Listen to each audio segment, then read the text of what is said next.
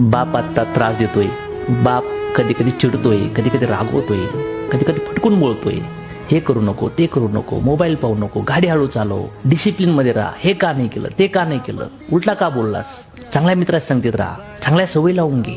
का बोलतोय हा बाप? कारण की त्या बापाला मुलगा झालाय रे. त्या बापाला लई कळकळ आहे तुझ्याविषयी. हा बापाच्या विरोधात गेला, बापाचा संघर्ष, बापाचा पेन जर नाही सहन केला तर येणाऱ्या काळात जेव्हा तू बाप होशील ना, त्यावेळेस बाप आठवायला चालू होईल.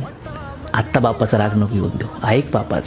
बाप म्हणतो त्या वाटेने चल, कारण की त्यांनी फाटके कपडे घातले, ते उपाशी झोपलाय, त्याने रक्ताचं पाणी केले, त्याने डिओ परफ्यूम नाही मारला, त्याच्या अंगाच्या घामाचा वास आलाय. का?